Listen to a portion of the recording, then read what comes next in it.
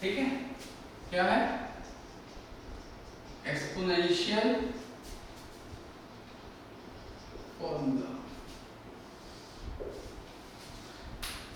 जैसे मान लो कि 2 इंटू 2 इंटू 2 इंटू 2 है, मतलब ये क्या है, कितने बार 2 है, तो मैं ऐसे लिख सकता हूँ शॉर्ट में 2 टू दी पावर 5।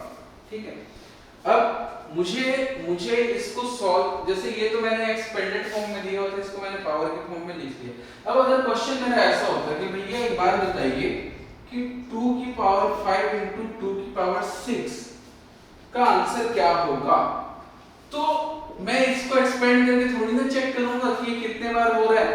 इसके लिए क्या है, मेरे पास कुछ फॉर्मूले हैं, उन फॉर्मूलों की हेल्प से मैं पता कर सकता हूं कि इसका वैल्यू कितना होगा। ठीक है, तो इसलिए इनको यूज करने के लिए कुछ फॉर्मूले हैं, मैं सबसे पहले उनको लिख देता हूँ, फिर एक एक फॉर्मूले को मैं यूज करके आपको दिखाता हूँ। जैसे पहला a to the power m into a to the power n equal to a to the power m plus n। Second a to the power m divided by a to the power n equal to a to the power m minus n। Third a to the power m to the power n is equal to a to the power m into n. Fourth, a to the power minus n is equal to 1 upon a to the power n. 1 upon a to the power minus n is equal to a to the power m. a to the power 0 is equal to 1. a b to the power n is equal to a to the power m into b to the power n. तो इस प्रकार से ये कुछ फॉर्मूले हैं। अब जैसे मान लो पहला वाला फॉर्मूला है, मान लिया कि 2 to the power 5 into 2 to the power 3 है, तो कायदे से अगर मैं इसे एक्सपेंड करता हूँ तो ये कितने बार लिखा जाएगा, 5 बार लिखिए इंटू 2 टू द पावर 3 मतलब 3 बार। अब देखो ये सब मल्टीप्लाई में था, देखो कितना हो गया 5 6 7 8, तो इसका आंसर क्या होगा 2 टू द पावर 8। ठीक है, जितनी मेहनत करने की क्या जरूरत है, हमारे पास ये फॉर्मूला है ना, तो इससे क्या हो जाएगा, अगर ये दोनों मल्टीप्लाई में है और दोनों का बेस सेम है, देखो दोनों का बेस क्या है 2 है, तो पावर क्या हो जाएगा ऐड हो जाएगा, तो 2 टू द पावर 5 प्लस 3 मतलब 2 टू द पावर 8, तो इसका पावर क्या हो जाएगा 8 हो जाएगा। इसके लिए ज्यादा हमको मेहनत करने की जरूरत नहीं। जैसे मान लो 3 to the power 7 into 3 to the power 9 है, तो ये क्या हो जाएगा, दोनों का बेस सेम है, तो ये हो जाएगा 3 टू द पावर 7 प्लस 9 मतलब 3 टू द पावर 16। ठीक, आया समझ में। उसके बाद सेकंड वाला फॉर्मूला देखो क्या कह रहा है कि अगर मान लो 3 to the power 7 upon 3 to the power 4 है, तो इसको एक्सपेंड करने से अगर मैं सॉल्व करता हूं तो क्या होगा, 3 को हम 7 टाइम्स लिखेंगे,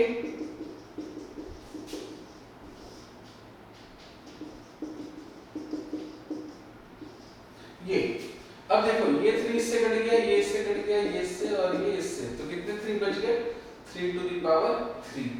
लेकिन इतनी मेहनत की जरूरत नहीं है, अगर इसका डायरेक्ट सॉल्यूशन चाहिए तो देखो ये इसका सेकंड फार्मूला है a to the power m divided by a to the power n equal to a to the power m minus n। तो इस फार्मूले से बेस क्या है, दोनों का सेम है, तो पावर्स क्या हो जाएंगे सब्ट्रैक्ट हो जाएंगे, तो ये हो जाएगा 3 टू द पावर 7 माइनस 4 मतलब 3 टू द पावर 3। तो देखिए आपका दोनों आंसर सेम आया है। तो इस प्रकार से आपकी मेहनत बच जाएगी अगर आपके पास ये सारे फॉर्मूलों का नॉलेज है। तो थर्ड वाला देखते हैं a to the power n to the power n, जैसे 3 to the power 2 to the power 4। ठीक है, तो 3 टू द पावर 2 का मतलब क्या हो गया कि यहाँ पे 3 कितने बार है ऐसा, और इसकी पावर 4 है, तो इसका मतलब ये है कि 3 इंटू 3 कितने बार लिखा जाएगा 4 टाइम लिखा जाएगा। तो ये हो गया 3 इंटू 3 3 इंटू 3 3 इंटू 3 3 इंटू 3 कितने बार लिखा गया, देखो 1 2 3 4 5 6 7 8, तो इसका आंसर हो गया 3 टू द पावर 8। ठीक है, तो इतनी मेहनत की जरूरत नहीं है। 3 टू द पावर 8 आया ना, तो हम इसे डायरेक्ट क्या कर सकते हैं, अगर a to the power n to the power n है तो मैं इसे a to the power m into n, मतलब डायरेक्ट आप इसे 4 और 2 का मल्टीप्लाई करो और 3 टू द पावर 8 आप लिख सकते हो। डायरेक्ट आप 3 टू द पावर 8 इसे लिख सकते हैं। ठीक है, देन उसके बाद में आता है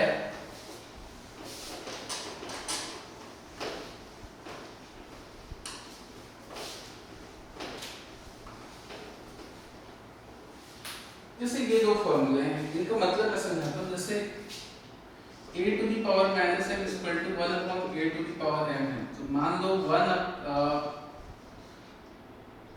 5 टू द पावर माइनस 3 है, तो ये ऊपर में लिखा हुआ 5 टू द पावर माइनस 3, तो अगर मैं इसे डिनोमिनेटर में ले जाता हूँ तो इसका पावर पॉजिटिव हो जाएगा, तो 1 अपॉन 5 टू द पावर 3 मतलब 1 अपॉन 125।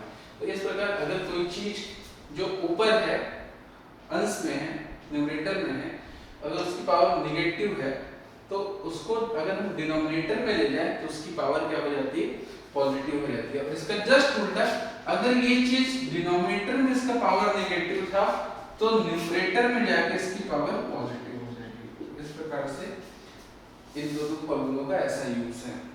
ठीक है, उसके बाद आते हैं किसी की भी पावर 0। किसी की भी पावर 0 मतलब अगर मैं 100 की भी पावर 0 लिखता हूं तो 1, 2 की पावर 0 लिखता हूं तो भी 1, या 1 लाख लिख लूं या कोई भी नंबर लिख दूं, जिसकी भी पावर 0 होगी उसका वैल्यू क्या होता है, 1 होता है। ठीक, और ये अपना लास्ट वाला, जैसे कि 2 into 3 to the power 7 है, तो इसे हम अलग अलग लिख सकते हैं, 2 की power 7 into 3 to the power 7। ठीक है, तो इस प्रकार से ये कुछ एक्सपोनेंशियल फॉर्मूले थे और ये उनके यूज थे। बाकी जब ये मेन क्लासेस में आएंगे तो इनके ऊपर जब क्वेश्चंस आएंगे तब समझ में आएगा कि इनको और कैसे यूज करते हैं, बट बेसिक यूज इनका और ये सारे मैंने आपको नोट करवा दिए हैं ताकि आपको ये हो जाए, है ना। ठीक, आया समझ में। ठीक है, तो ये एक्सपोनेंशियल फॉर्मूले भी हो गए। अब आगे हम देखते हैं डिविजिबिलिटी टेस्ट, क्योंकि बहुत जरूरी है ये टॉपिक कि कोई भी नंबर का डिविजिबिलिटी पता करना कि वो किस नंबर से डिविजिबल है। ठीक है, जैसे हम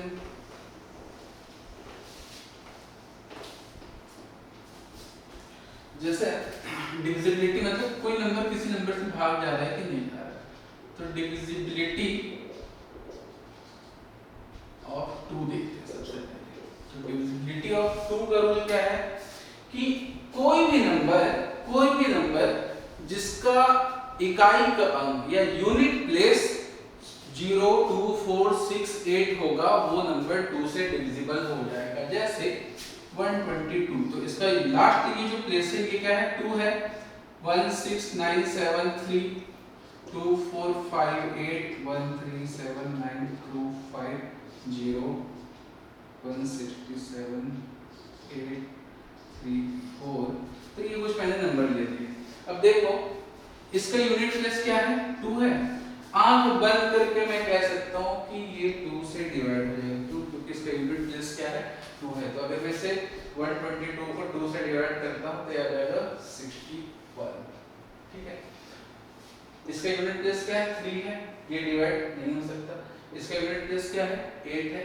अगर 8 डिवाइड हो रहा है तो मतलब समझ लो ये पूरा नंबर ही जो होगा वो 2 से डिवाइड हो सकता है। 0 है तब भी हो जाएगा, 4 है तब भी हो जाएगा। तो इस प्रकार से ये सारे नंबर्स जो हैं 2 से डिविजिबल है। क्यों? क्योंकि इनका यूनिट प्लेस जो है वो क्या होना चाहिए, डिविजिबिलिटी ऑफ 2 का रूल क्या हो गया, if unit place of a given number is 0, 2, 4, 6 और 8, then number will be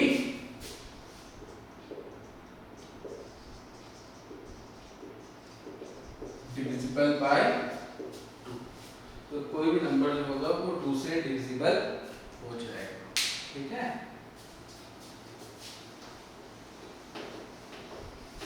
next number है 3।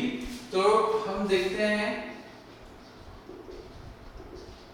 डिविजिबिलिटी ऑफ 3 कि 3 से कैसे डिविजिबल होता है। कोई भी नंबर दिया, जैसे मान लो कि 1 2 3 4 5 6 ये एक नंबर है, तो आप एक काम करो, इसको डिवाइड करके देखते जाओगे तो हमारा टाइम लग जाएगा, तो हमको डिवाइड करके देखना नहीं है, हम देखते हैं इसका सम कितना आता है। तो देखो 1 + 2 3 3 + 3 6 6 + 4 10 10 + 5 15 15 + 6 21। ठीक, इसके सारे अंकों का ये सम निकल गया। तो इसका सम अगर 3 से डिवाइड हो जा रहा है, अगर इसका सम 3 से डिवाइड हो जा रहा है तो बेशक ये नंबर जो है वो 3 से डिवाइड हो जाएगा। देख लो, तो 3 से अगर हम इसे डिवाइड करते हैं तो ये जाएगा 3 4 जा 12, 3 1 जा 3, 4 1 जा 3 1 जा 3,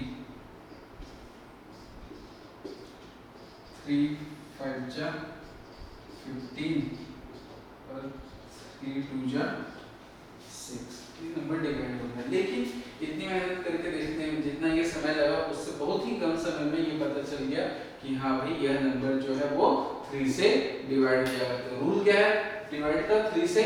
if the sum of the digits is divisible by 3 then the number will be also divisible by 3। ठीक है, क्या होगा? If the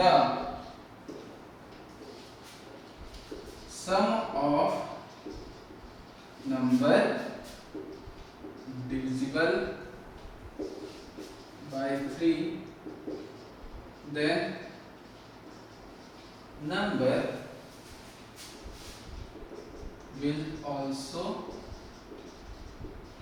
divisible by 3। तो अगर नंबर जो है वो उसका सम 3 से डिवाइड हो जा रहा है, जैसे हम एक और एग्जांपल लेते हैं 5 6 9 7 3, एक एग्जांपल ले लें 6 5 11 11 9 20 20 27 3 30।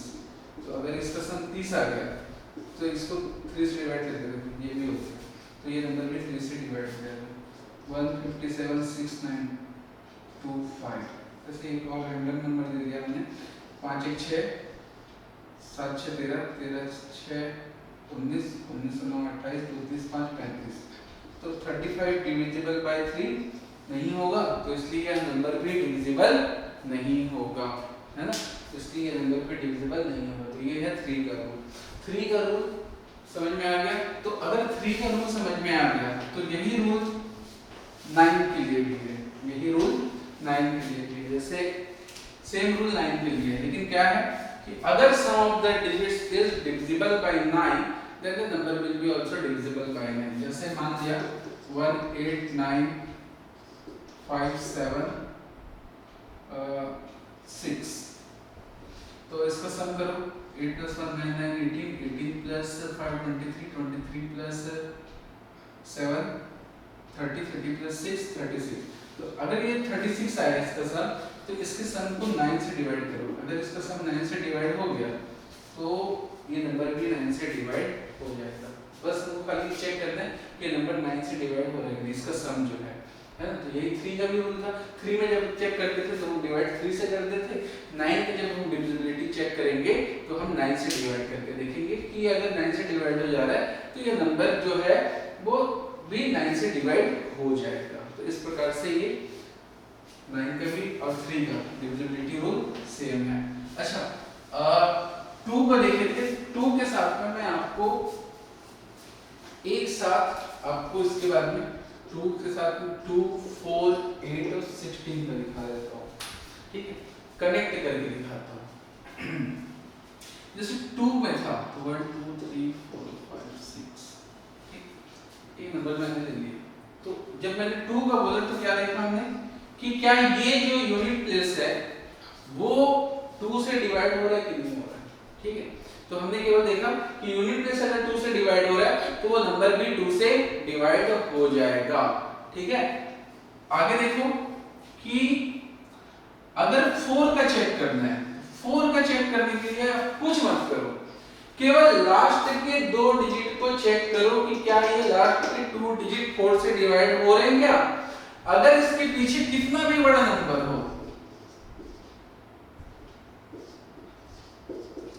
अगर ये इतना बड़ा भी नंबर है, लेकिन अगर केवल इसका लास्ट का 2 डिजिट भी केवल 4 से डिवाइड हो जा रहा है, तो ये जितना भी बड़ा नंबर होगा वो 4 से डिवाइड जरूर हो जाएगा। ठीक है, तो इस प्रकार से अगर ये नंबर है, अगर इसके लास्ट 2 डिजिट 4 से डिवाइड हो जा रहे हैं, तो ये नंबर भी 4 से डिवाइड हो जाएगा। जैसे 56 है, 56 4 से डिवाइड हो जाएगा, तो हाँ ये नंबर भी 4 से डिवाइड हो जाएगा। जब 8 के लिए चेक करोगे तो लास्ट के 3 डिजिट चेक करने हैं। जब 8 के लिए चेक करोगे तो लास्ट के 3 डिजिट चेक करो कि लास्ट के 3 डिजिट जो है वो 8 से डिवाइड हो रहे हैं कि नहीं हो रहे हैं। अगर 8 से डिवाइड हो रहा होगा तो पूरा नंबर भी 8 से डिवाइड हो जाएगा।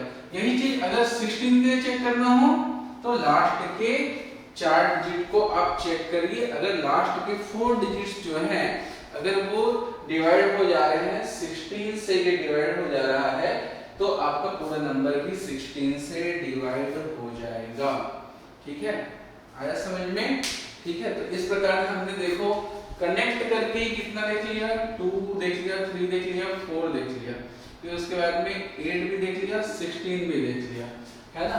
तो इस प्रकार से हमने अच्छा 9 भी देख लिया, हमने 9 भी देख लिया, तो इतने सारे नंबर हमने देख लिया और इस तरफ 16 देख लिया।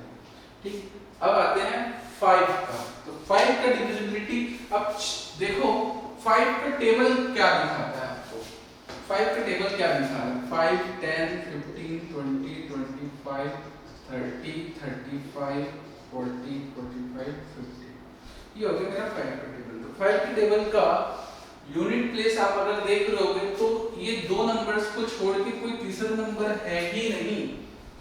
तो कहने का मतलब क्या है कि अगर किसी भी नंबर को चेक करना है कि वो 5 से डिविजिबल हो रहा है कि नहीं हो रहा है, तो कुछ मत करिए, केवल ये चेक करिए कि क्या उसका यूनिट डिजिट 0 या 5 है क्या।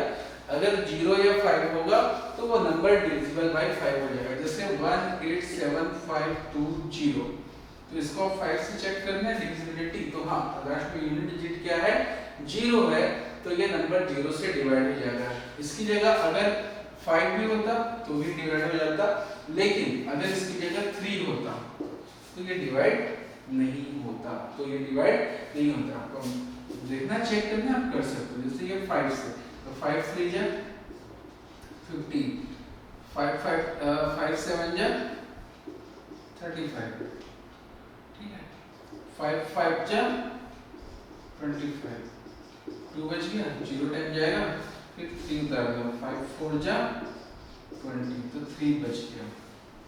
लेकिन अगर यहाँ पे 3 की जगह 5 होता तो यहाँ पे क्या लिखते हैं 5 लिखते, तो ये क्या हो जाता 5 5 जा 25 और रिमाइंडर क्या बचता 0 बचता। तो इस प्रकार से 5 का डिविजिबिलिटी क्या है कि अगर यूनिट प्लेस में 0 या 5 है तो वो नंबर डिविजिबल बाय 5 होगा। 5 का डिविजिबिलिटी क्या लिखोगे कि if unit place is 0 or 5, the number will be divisible by 5। अगर वो नंबर 5 से डिविजिबल होना है तो उसके लिए कंडीशन है या तो 0 होना चाहिए या तो 5 होना चाहिए उसके यूनिट प्लेस में। ठीक है, अब आते हैं 6 का। तो 6 का डिविजिबिलिटी क्या है, 6 का हम देखते हैं। तो 6 तो क्या है प्राइम नंबर है नहीं, अगर प्राइम नहीं है तो ये है कंपोजिट नंबर, और ये कंपोजिट किसका किसका है 2 और 3 का। तो कोई एक ऐसा नंबर जो 2 से भी डिवाइड हो रहा हो और 3 से भी डिवाइड हो रहा हो, तो वो नंबर जो होगा वो डेफिनेटली 6 से भी डिवाइड होना चाहिए, मतलब दोनों नंबर्स के रूल्स को सेटिस्फाई करना चाहिए। जैसे मान लो 1896, तो इसका 2 का डिविजिबिलिटी क्या कहते हैं कि यूनिट प्लेस क्या होना चाहिए 0 2 4 6 8 होना चाहिए।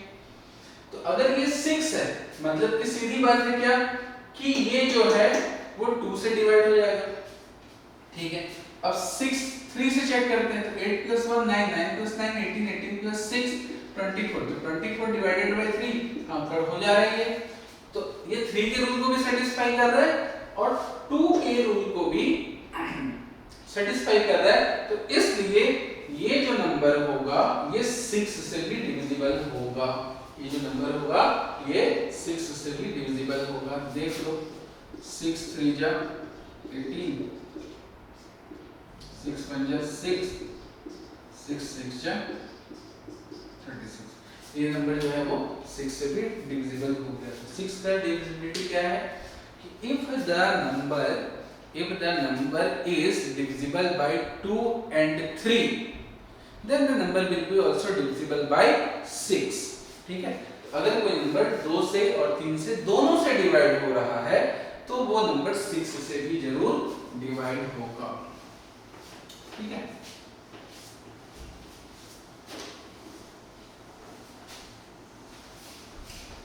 अब आते हैं 7 से डिविजिबिलिटी। तो हमने अभी अभी क्या देख लिया, 5 देख लिया, 6 देख लिया, अब हम 7 देख रहे हैं। तो 7 का डिविजिबिलिटी क्या है, जैसे एक नंबर में लेता हूं, ठीक है,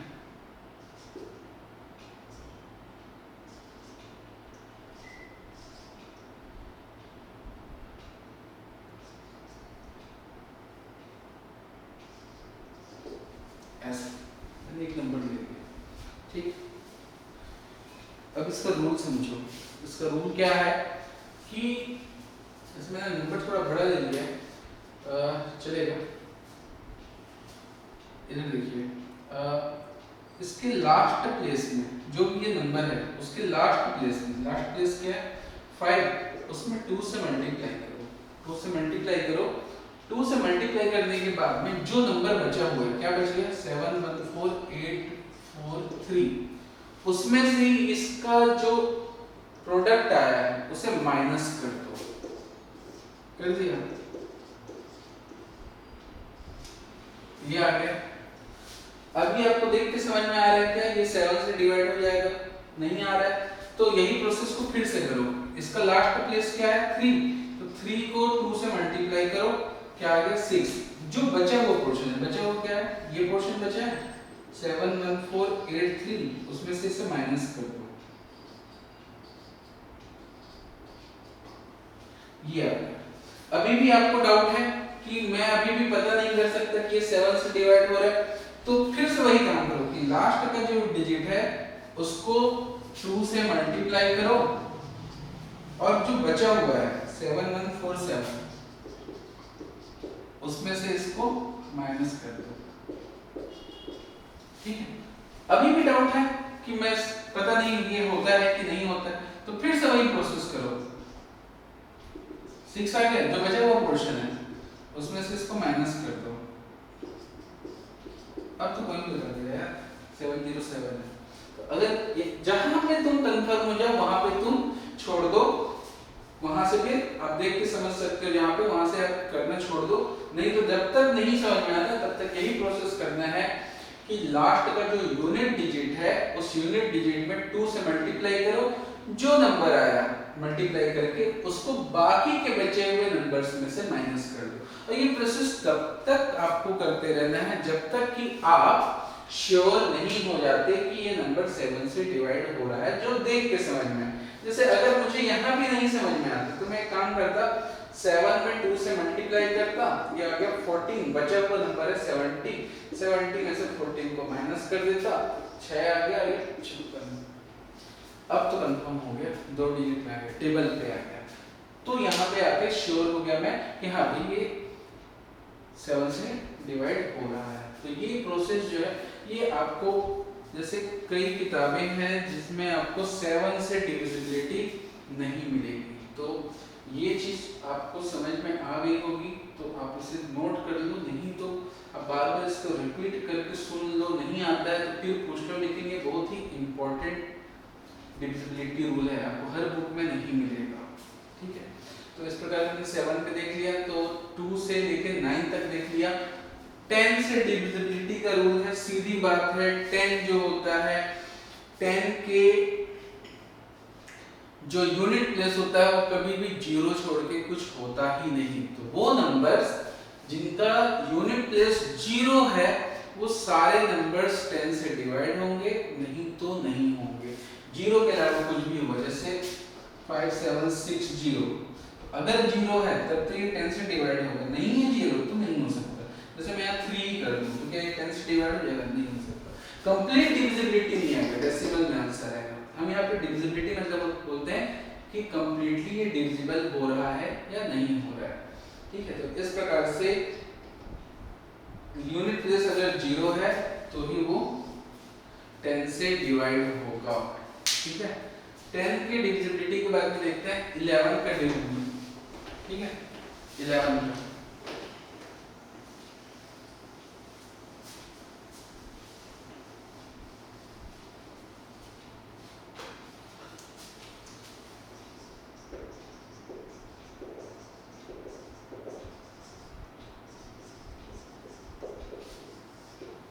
डिविजिबिलिटी ऑफ 11, जैसे मान लो कोई नंबर दिया हुआ है,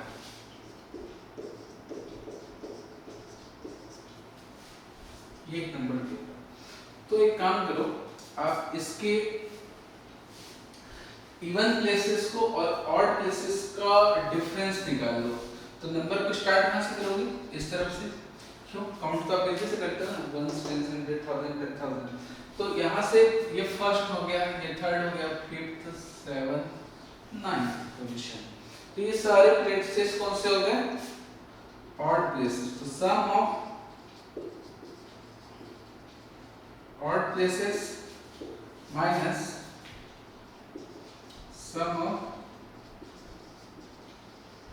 इवन प्लेसेस। तो देखो यहाँ पे ऑड प्लेसेस का सम क्या हो रहा है? 9 + 7 + 5 + 3 + 1, ठीक है, माइनस 8 + 6 + 4 + 2। तो इनका सम करो, 10 10 20 25 माइनस 10 10 20, डिफरेंस क्या आ गया? 5 आ गया। तो अगर ये जो डिफरेंस है, किसका डिफरेंस? Sum of odd places minus sum of even places का, अगर ये जो डिफरेंस है sum of odd places minus sum of even places का, अगर ये मल्टीपल ऑफ 11 या 0 है तो वो नंबर डिविजिबल बाय 11 होगा, ठीक है। अगर जो नंबर, कोई भी नंबर हमको दिया हुआ है, उस नंबर का सम ऑफ इवन प्लेसेस और ऑड प्लेसेस का जो डिफरेंस है वो अगर डिविजिबल बाय 11 हमको चेक करना है, तो उसके लिए हम क्या देखना होगा कि उसके इवन प्लेसेस और ऑड प्लेसेस के बीच का डिफरेंस क्या है। अगर वो डिफरेंस मल्टीपल ऑफ 11 है या 0 है तो वो नंबर जो होगा डिविजिबल होगा किससे? 11 से, ठीक है। तो वो नंबर 11 से डिविजिबल होगा, ठीक है। आया समझ में? तो इस प्रकार से हमने 11 तक का देख लिया, बस इससे ज़्यादा की ज़रूरत नहीं है। अगर हम देखने जाएं तब तो हम 13 का, 17 का, 19 का, 23 का सबका देख सकते हैं। और जितने भी कंपोजिट नंबर्स होते हैं, जैसे मान लो 12 है, 12 की डिविजिबिलिटी के लिए चेक कर लो कि 3 और 4 से वो डिवाइड हो रहा है कि नहीं। 15 का चेक करना है तो देखो 5 से हो रहा है कि नहीं और 3 से हो रहा है कि नहीं। 14 का चेक करना है तो 2 से हो रहा है कि नहीं और 7 से हो रहा है कि नहीं। तो इस प्रकार से हम इसको चेक कर सकते हैं। यहाँ तक जो रूल थे बेसिक वो हो गए। अगर किसी और दिन हुआ तो हम 13, 17, 19 और 23 का भी बता देंगे, बट उसकी बहुत ज़्यादा ज़रूरत नहीं पड़ती, इतने तक की जरूरत पड़ती थी, इसलिए यहाँ तक बता दिया, ठीक है। अब इसके बाद में आता है मेरा कुछ ऐसे सीरीज जिनका कि हमें ज्ञान होना जरूरी है। जैसे मान लो कि 2 का ही टेबल या 3 का ले लो, 3 6 9 12 15 18 21 इस प्रकार से। तो ये एक सीरीज है। बोलोगे सर ये तो टेबल है, 3 का टेबल है, लेकिन ये एक सीरीज है। इस सीरीज को कहते हैं अरिथमेटिक प्रोग्रेशन या समांतर श्रेणी। ठीक है, क्या होता है समांतर श्रेणी? ऐसा कोई भी सीरीज जिसका पहला टर्म तो कुछ भी हो, जिसका कि पहला टर्म तो कुछ भी हो, लेकिन जो बाद के टर्म्स के बीच का जो गैप है, दो टर्म्स के बीच का जो गैप है वो हमेशा एक जैसा होता है, तो उस सीरीज को हम कहते हैं अरिथमेटिक प्रोग्रेशन। जैसे 6 में से 3 को माइनस करोगे तो 3 ही आएगा, 9 में से 6 को माइनस करोगे 3 आएगा, 12 में से 9 को करोगे 3 आएगा, 15 में से 12 करोगे तब भी 3 ही आएगा। तो अगर ये डिफरेंस अगर एक जैसा है तो यह श्रेणी क्या कहलाती है? समांतर श्रेणी कहलाती है। जैसे एक और एग्जांपल देते हैं, हो सकता है टेबल है आपको समझ में ना आ रहा हो। 2 5 8 11 14। अब यहाँ देखो पहला नंबर क्या है? 2 है। ठीक है, ये तो कोई टेबल नहीं है। पहला नंबर हो गया 2, सेकंड में से पहले को माइनस करोगे तो 3 आएगा, 8 में से 5 को करोगे 3 आएगा, 11 में से 8 को करोगे 3 आएगा, 14 में से 11 को करोगे तब भी 3 आएगा। एक और एग्जांपल देखते हैं, हाफ हाफ हाफ हाफ। दोनों सर एक ही नंबर बार-बार लिख दिया आपने, है ना? तो देखो पहला टर्म क्या है? हाफ है। यहाँ क्या था? 2 था। यहाँ क्या था? 3 था। मैटर नहीं करता। हाफ में से हाफ को माइनस करोगे 0, हाफ में से हाफ को माइनस करो 0, हाफ में से हाफ को माइनस करो 0। तो हमेशा जो डिफरेंस आ रहा है वो क्या आ रहा है? एक जैसा है, नियत है। तो अगर ऐसा है तो यह श्रेणी क्या कहलाएगी? Arithmetic progression. जैसे माइनस में भी हो सकता है, जैसे -3 -12 -21। तो यहाँ पे डिफरेंस क्या हो रहा है? सेकंड टर्म में से पहले को माइनस कर दो, कितना हो रहा है? -9। यहाँ भी कितना हो रहा है? -9। तो इस प्रकार ऐसी जो श्रेणियां होती हैं उनको हम क्या कहते हैं? Arithmetic progression. इसको हम क्या कहते हैं? Arithmetic progression. ठीक है, ठीक। अगर इस श्रेणी का, जैसे मान लो कोई भी हम एक श्रेणी उठा लेते हैं, इस प्रोग्रेशन उठा लेते हैं, तो किसी भी प्रोग्रेशन का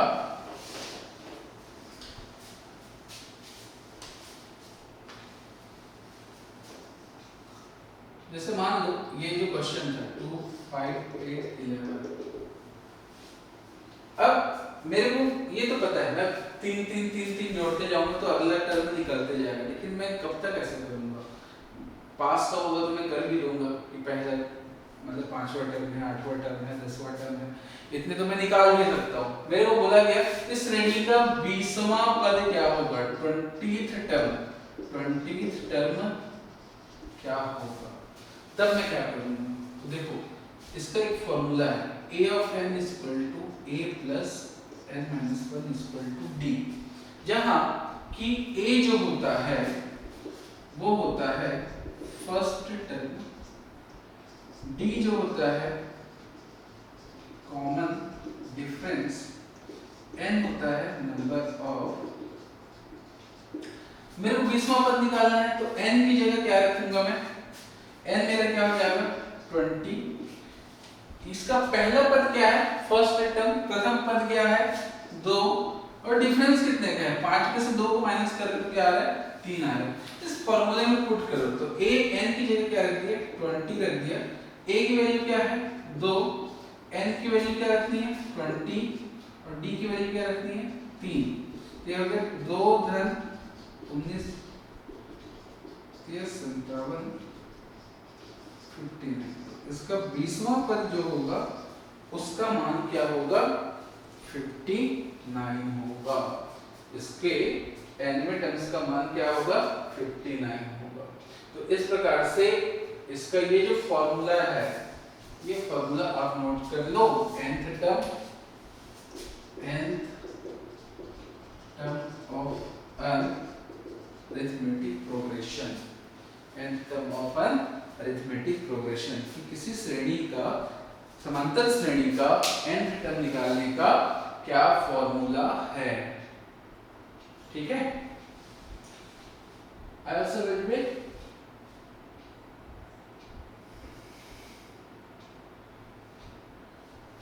ठीक, अब इसी श्रेणी का जैसे कि मुझसे कहा जाए कि ये तो हमने 20वां पद निकाला कि 20वां पद क्या होगा, 20th टर्म क्या होगा।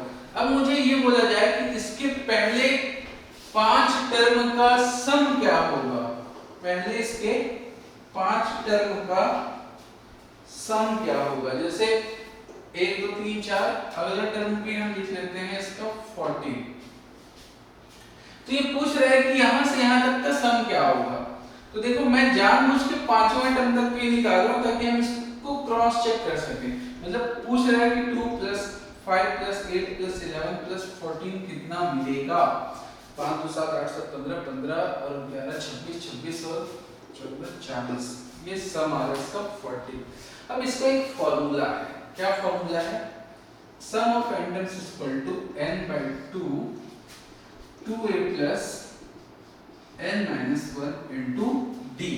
तो अभी मैंने आप लोगों को बताया था कि a क्या है, a क्या है, फर्स्ट टर्म, d क्या है, कॉमन डिफरेंस, n क्या है, नंबर ऑफ टर्म। तो यहां पे कितने तक का निकालना है, तो 5 पदों का निकालना है। तो a कितना हो गया 2, d कितना हो गया 3, n कितना हो गया 5। देखिए यहाँ पे सम ऑफ फर्स्ट 5 टर्म्स, इसलिए आप इसको s5 लिखते हैं, equal to 5/2 2 into 2 plus 5 - 1 into d, d की वैल्यू क्या है 3। तो 5/2 2 2 जा 4, 5 - 1 4, 4 3 जा 12, ये आ गया 16, इसको काट लो तो 8 आ जाएगा, 8 पंचे 40, ये फैक्टर कितना आ गया 40। और देखो हमने पहले निकाला था कितना 40। तो कई लोगों के दिमाग में आ रहा हो कि सर ये तो डायरेक्ट हमने जोड़ के निकाल लिया। आपने जोड़ के निकाल लिया कब, जब 5 टर्म थे। 50 होते तो क्या करते, 50 होते तब तो आप नहीं लगा पाते ना, इसको ऐड कर करके बहुत टाइम लग जाता। तब क्या काम आता आपका ये फॉर्मूला कि अगर कोई अरिथमेटिक प्रोग्रेशन है, समांतर श्रेणी है, तो उसका nth टर्म का फॉर्मूला n1 टर्म क्या होगा उसका प्लस sn, ऐसे सारे पदों का सम क्या होगा, इसे हमने निकालना अभी सीखा। ठीक है, तो ये समांतर श्रेणी हो गई। अब समांतर श्रेणी के बाद में हम आते हैं एक दूसरी श्रेणी,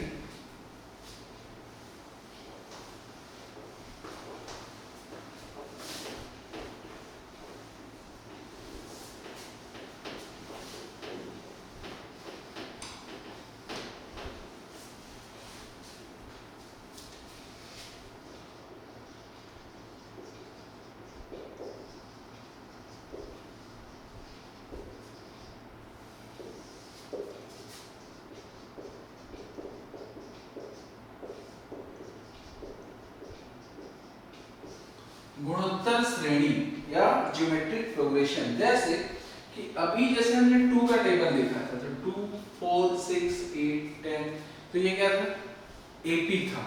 अब जीपी में क्या होगा, देखो ऐसा 2 4 8 60 32 64।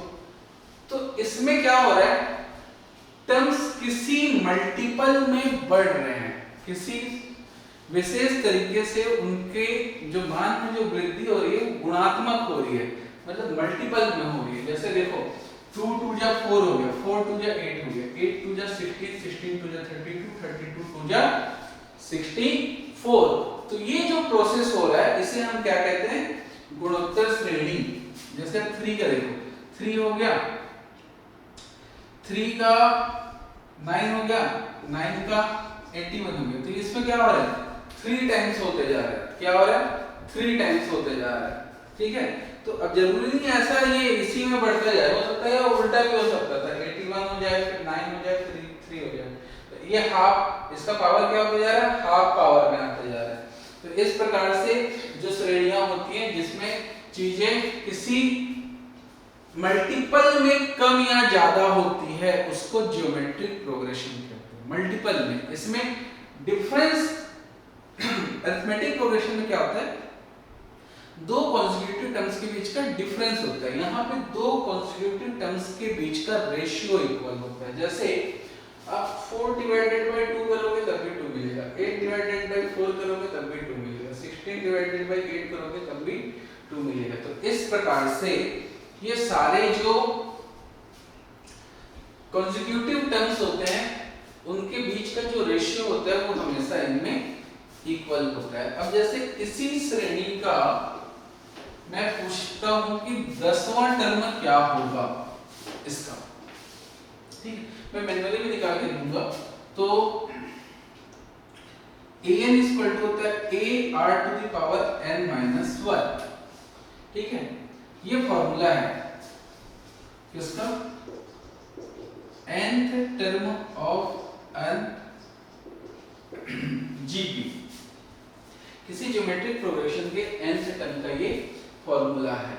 तो मान लो कि मेरे को 10वां टर्म निकालना है, तो इसका फर्स्ट टर्म क्या है, जैसे यहाँ पे तीन चीजें हैं a r और n, तो a जो होता है उसे कहते हैं यहाँ भी फर्स्ट टर्म, r का मतलब होता है यहाँ पर कॉमन रेशियो जो भी मैंने समझाया था, और n इक्वल टू होता है नंबर ऑफ टर्म्स। देखो यहाँ पे फर्स्ट टर्म कितना है 2 और इसका रेशियो भी क्या है 4 डिवाइडेड बाय 2 मतलब 2।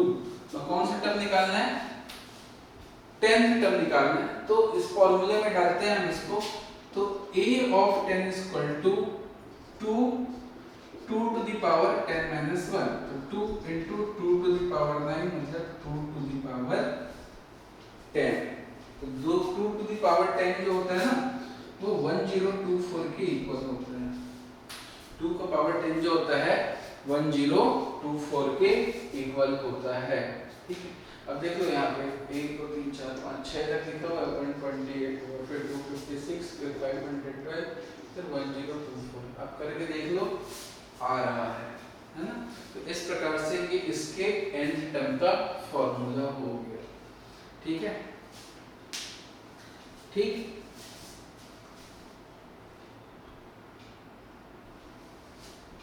अब इसके इन सारे टर्म्स का अगर सम निकालने बोला जाए तो क्या हो जाएगा, Sn का formula a r to the power n minus 1 upon r minus 1। ये जो माइनस है n में नहीं है, ये इस r to the power n minus 1 है। तो यहाँ पे क्या आ जाएगा, a कितना है 2, r कितना है 2 to the power 10 minus 1 upon 2 minus 1। तो ये आ जाएगा 2 माइनस 1 तो 1 आ जाएगा 2 टू द पावर 10 माइनस 1। ये है इसका आंसर। ये उसे कैलकुलेट करके देखने तो नहीं आएंगे, ये इसका सम हो जाएगा, ठीक है, इतना सम आ जाएगा इसका, निकाला जा सकता है। 2 टू पावर 10 जो होता है 2 into 2 टू पावर 10 होता है 1024 माइनस 1, ये हो जाएगा 2 into 1023 2046, ये इसका आंसर हो जाएगा। तो यह आसान नहीं है कि हम इसे बैठ के एक एक टर्म का सम करते रहें, ये कुछ शॉर्टकट तरीके हैं जो प्रोग्रेशंस के थ्रू आसानी से निकाले जा सकते हैं। ये जो प्रोग्रेशंस के जो मैंने फॉर्मूले बताए अरिथमेटिक प्रोग्रेशन या ज्योमेट्रिक प्रोग्रेशन के, इनका यूज होगा आपका जब आप सीरीज के क्वेश्चंस करेंगे, तो उसमें कहीं ना कहीं ये इस टाइप के सीरीज भी होते हैं, तो वहां पे इनका यूज होगा, ठीक है। अब इसके बाद में नेक्स्ट टॉपिक देखते हैं,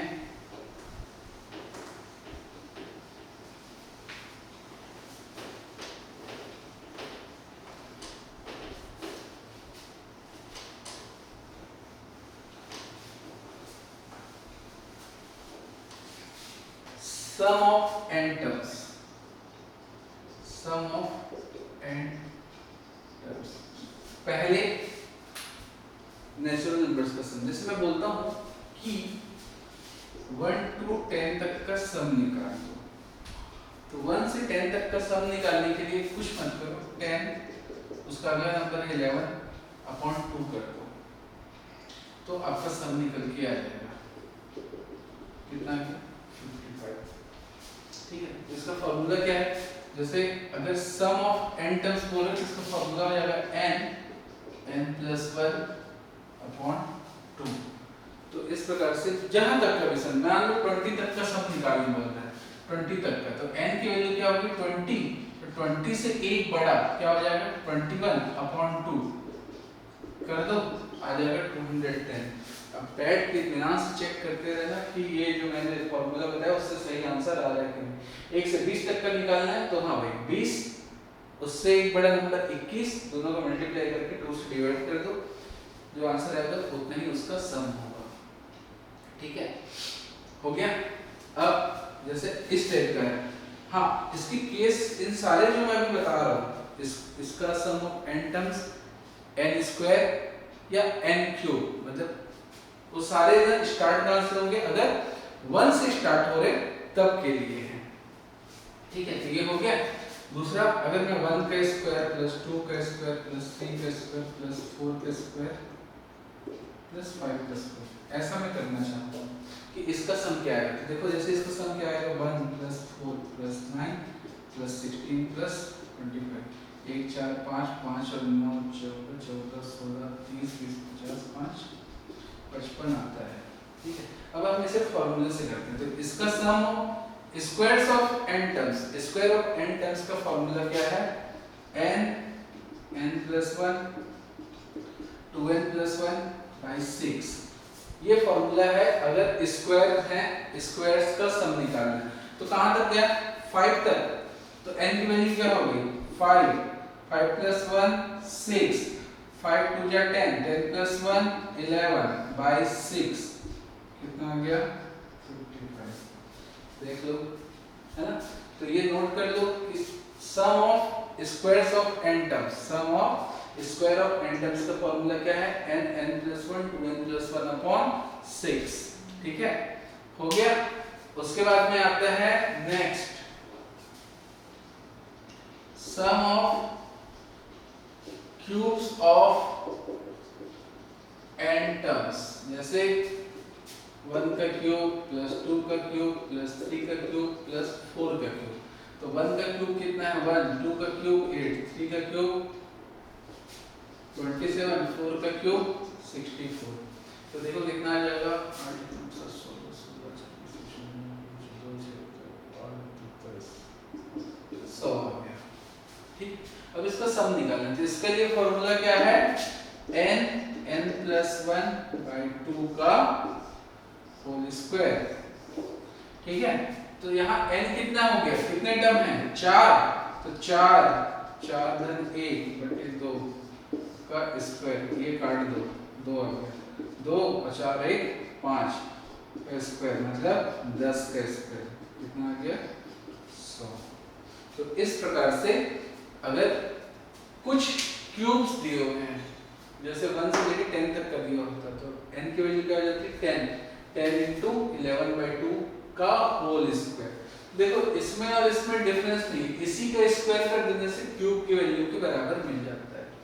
ठीक है, तो इन जो भी आज मैंने बताया है इन सभी को आप याद रखोगे तो आपका ये जो चीजें हैं वो आपके लिए आसान हो जाएंगी। ये आज हमने केवल बेसिक्स अभी देखा है, अभी हमने क्या देखा है केवल बेसिक्स देखा है। ठीक है, अब जब क्वेश्चंस करेंगे तो इन्हीं के ऊपर क्वेश्चंस करेंगे। ठीक, आया समझ में।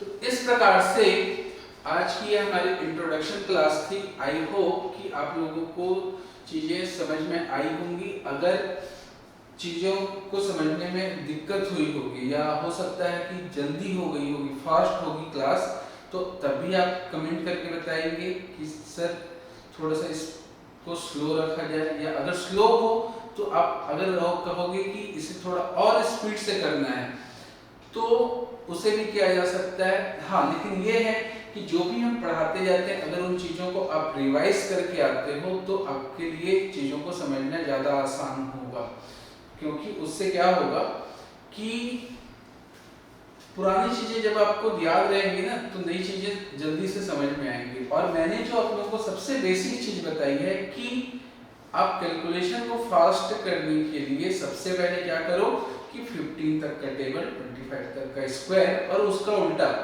मतलब 25 तक का क्यूब, मतलब 25 मतलब रूट ऑफ जो 625 होगा वो 25 के इक्वल होता है। तो उल्टा और मतलब स्क्वायर और स्क्वायर रूट दोनों याद करो, क्यूब और क्यूब रूट दोनों याद करो। तो इससे क्या होगा, कम से कम आपका बेसिक कैलकुलेशन, मेरा कहना है 15 तक का तो इस टेबल कम से कम याद करो। अगर आप उससे ज्यादा भी कर लेते हैं तो ये आपके लिए बहुत ज्यादा फायदेमंद होगा।